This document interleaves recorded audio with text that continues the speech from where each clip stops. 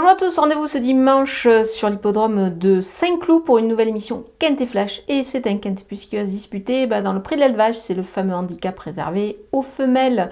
Ce sont des femelles âgées de 3 ans et plus au départ de cette épreuve. La distance est 2500 mètres. Il faut évidemment avoir beaucoup de tenue pour pouvoir évoluer dans cette épreuve. Un lot assez intéressant, des femelles plutôt pas mal. Voilà, les 3 ans vont affronter leurs aînés. On va voir un petit peu qui va sortir vainqueur de cette bataille.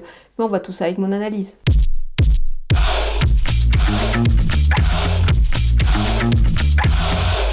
On attaque avec les bases et le numéro 2, Heliopolis. Elle court approchée, mais elle va évoluer sur sa distance ici, et puis surtout dans sa catégorie. Moi, je pense qu'elle est capable de réaliser encore une belle perf, surtout qu'elle apprécie particulièrement cet hippodrome de Saint-Cloud. Donc pour moi, elle fait partie vraiment des belles chances de cette épreuve. Le numéro 11, Roisir, elle a démontré beaucoup de moyens également. Et elle a démontré aussi qu'elle pouvait tenir la distance même un peu plus longue que 2500 mètres. Donc c'est plutôt un atout. Je pense qu'elle devrait pouvoir en profiter ici pour se mettre en évidence. Le numéro 8, Chick to Chick. Elle a des lignes notamment avec Olympic Dream qu'elle va retrouver avec un net avantage ici dans cette épreuve.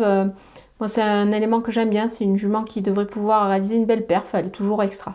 Les opposantes avec le numéro 1, Pingo, c'est une question de distance avec elle, mais si elle tient justement ces 2500 mètres, je pense qu'elle s'annonce quand même assez dangereuse, notamment, je pense qu'elle est indiscutable pour disputer les places, parce que bon, c'est sûr que le poids n'est pas évident.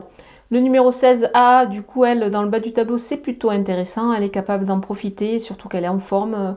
Moi, je pense qu'elle a vraiment pas mal d'atouts dans son jeu pour réaliser une performance. En plus, il pourrait y avoir une petite cote à la clé. Le numéro 12, la Templière, c'est une jument que j'aime beaucoup, moi. Son poids est un petit peu en baisse, donc elle pourrait en profiter pour refaire surface ici, justement. Elle a beaucoup de tenue, donc ça peut être un atout également dans cette épreuve. Le numéro 15, Très Rock Woman, sur une distance qui lui convient et un hippodrome qu'elle affectionne particulièrement.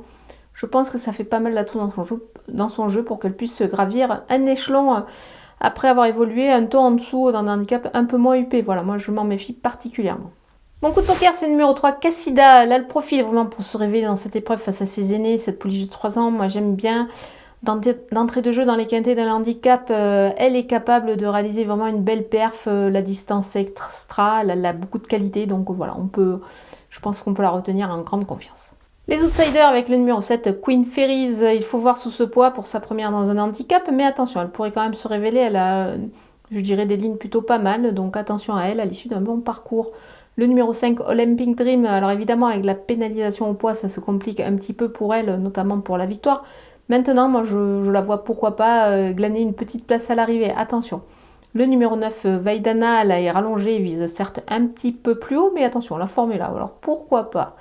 Le numéro 14, Costa Edita, elle peut viser une petite place jugée sur certaines lignes qu'elle a obtenues, donc méfiance avec elle, on peut la glisser dans une combinaison élargie. Le numéro 6, Lily Blue, c'est une petite rentrée. Mais attention, sur sa fraîcheur, pourquoi pas? Elle a quand même prouvé qu'elle était plutôt compétitive dans ce genre d'épreuve.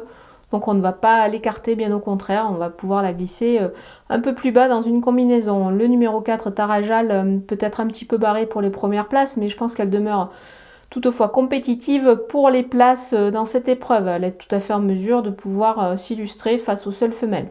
On termine avec les délaissés, le numéro 10, Révoltée, elle est régulière et devra surtout rassurer, à mon avis, ça s'annonce pas simple. Le numéro 13, la Diva d'Alben, elle devra montrer un autre visage quand même sur ses dernières tentatives, moi j'y crois pas trop dans cette épreuve. Voilà, on a passé en revue ce Quintet Plus exclusivement féminin de ce dimanche à Saint-Cloud. Moi je vous laisse avec ma sélection et mes conseils de jeu.